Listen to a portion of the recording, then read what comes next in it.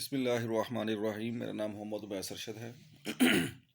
میں آپ کو آج بتاؤں گا کہ اینگزولیٹک اور اینٹی ڈپریسنٹس میں کیا فرق ہوتا ہے۔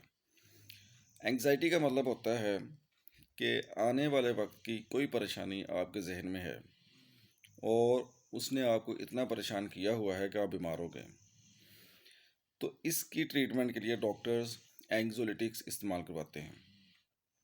اینگزولیٹکس میں مشہور ترین ادویات میں زینکس اور لیگزوٹانیل پاکستان میں موجود ہیں۔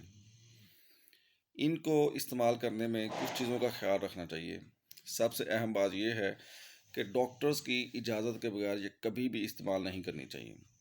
یہ بالکل نشہ آور ادویات کی طرح ہوتی ہیں اور ان کے ریسیپٹرز برین میں ڈیولپ ہو جاتے ہیں۔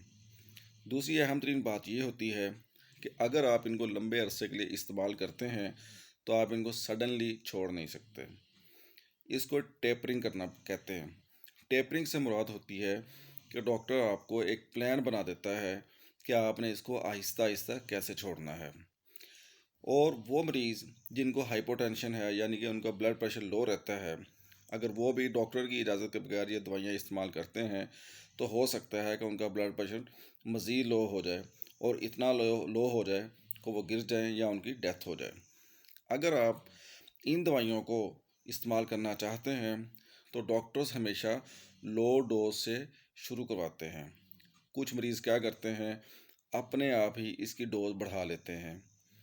طبیعت خراب ہوئی تو ایک گولی ایکسٹرا لے لی۔ یہ انتہائی جان لیوا ہو سکتا ہے اور یہ خطرناک ترین عمل ہے۔ کبھی بھی ڈوز کو ڈاکٹر کی اجازت کے بغیر مت بڑھائیں۔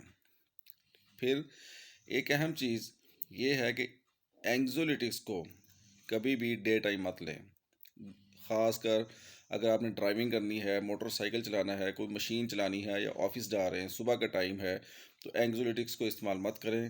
ان سے بہت زیادہ سستی ہوتی ہے، بہت زیادہ نیند آتی ہے۔ اینگزولیٹکس کو لینے کا بیسٹ ٹائم رات کا وقت ہوتا ہے۔ سوتے وقت آپ ان کو لے لیں تاکہ ان سے آپ کو اچھی طرح نیند آ جائے۔ اب آ جاتے ہیں ہم اینٹی ڈپریسنٹس کے اوپر۔ اینٹی ڈپریسنٹس وہ ادویات ہوتی ہیں جو ڈپریشن کے علاج کے لیے ہوتی ہیں۔ ڈپریشن سے مراد یہ ہے کہ ماضی میں آپ کو کوئی ایسا صدمہ پہنچا ہے جس سے آپ کے برین کو کافی ڈیمیج ہوا ہے، اور یا آپ کے برین میں سیروٹونین جو کہ نیورو ٹرانسمیٹر ہے اس کا کوئی لیول امبیلنس ہو گیا ہے، تو یہ کازز ہیں ڈپریشن کی۔ ڈاکٹرز اس کے لیے اینٹی ڈپریسنٹس لکھتے ہیں۔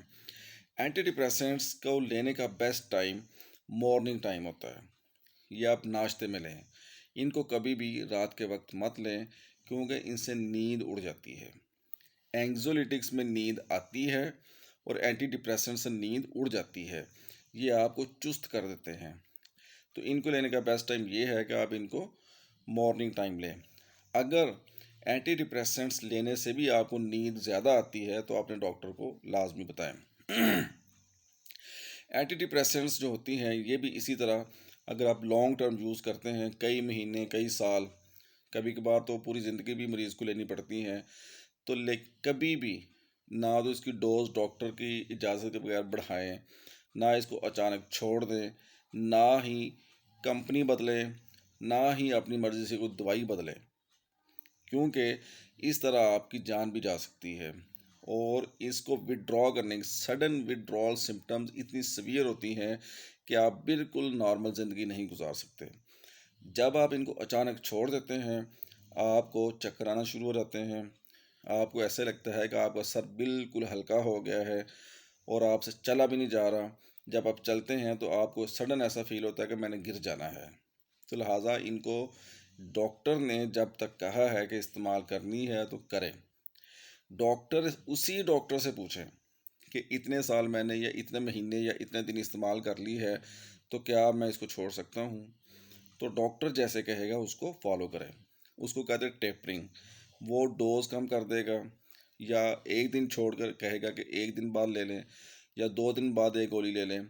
تو جو ڈوز بھی ڈاکٹر ریکمینڈ کرتا ہے وہی آپ نے یوز کرنی ہے۔ ان ادویات کو بار بار یاد رکھیں، ذہن نشین کر لیں، کبھی بھی ڈائریکٹلی میڈیکل سٹور سے خرید کے مت لیں، کیونکہ ان کی ڈوز یا آپ کوئی ادویات اور کھا رہے ہیں ان کے ساتھ مل کے اگر ان کو لے لیتے ہیں تو یہ جان لیوا بھی ثابت ہو سکتی ہیں۔ اگر آپ کو اینٹی ڈپریسنٹس یا اینگزولیٹکس کے بارے میں کوئی بھی معلومات چاہیے ہو تو مجھے رابطہ کریں، کمنٹ باکس میں کمنٹس کریں۔ Thank you very much.